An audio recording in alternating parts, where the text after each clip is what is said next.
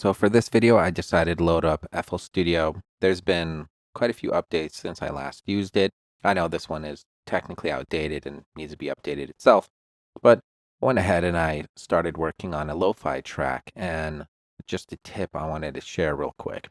So when working on lo-fi, you kind of want that old-timey feel, almost like that, almost what I would describe kind of like one of those like old taverns with the old timey piano that's out of tune.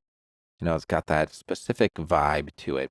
I went ahead and I laid down some chords here, and I'll show you a really quick trick of how to make them sound lo-fi basically instantaneously. So I'll go ahead and play this real quick.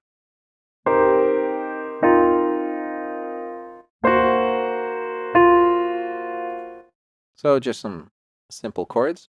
You literally, all you have to do, it's super quick, just go ahead and add pitcher, and you don't really have to change a single thing. I mean, you can maybe adjust the speed a little bit, but you don't.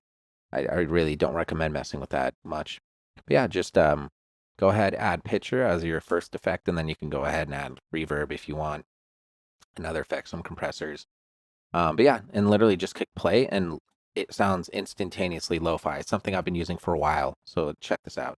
With pitcher added, now suddenly you'll have like this warpy effect, because pitcher is going to try to figure out what exactly is the note that's playing, and it struggles to find it out, so it ends up warping the whole track as it is struggling. Basically, it's essentially like, it's more or less it's technically kind of giving your piano almost auto tune.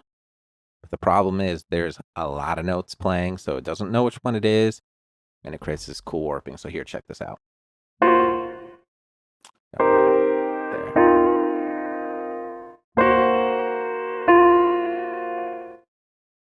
So with it, without it.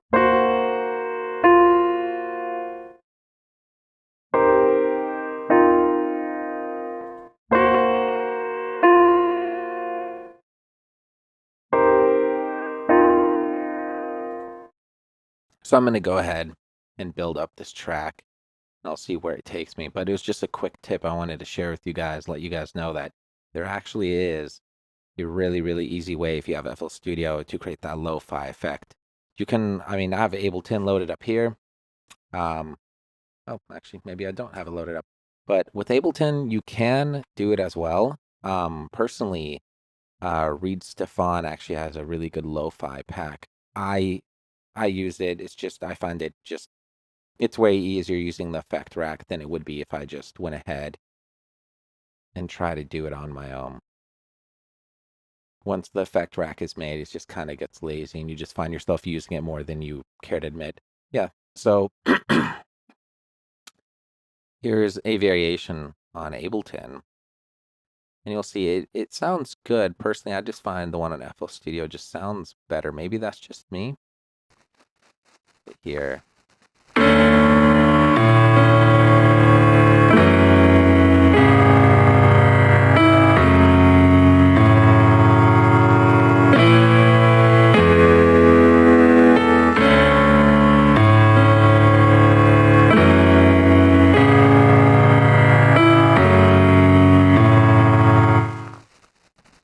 And yeah, it sounds good. I like how it has a lot more variety of things you can customize.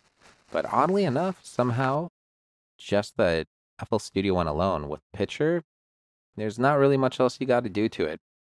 Just a really, really good shortcut. Personally, I find myself making lo-fi more often on FL Studio than Ableton. It just works out easier. Also, I'm sorry, but like FL Studio's piano roll is leaps and bounds better than what Ableton has going on. It's just, Ableton has tons of other things that definitely take a dump on FL Studio, but that's one of the few things that Ableton really needs to work on. Their piano roll is just trash compared to FL Studio.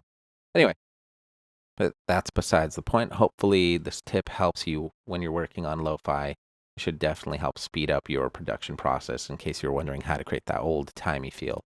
If you like this video, feel free to like, comment, or subscribe. And then if you want, feel free to follow me on my SoundCloud or Instagram. The support is always appreciated. And yeah, that's it for today. I guess I'll see you tomorrow.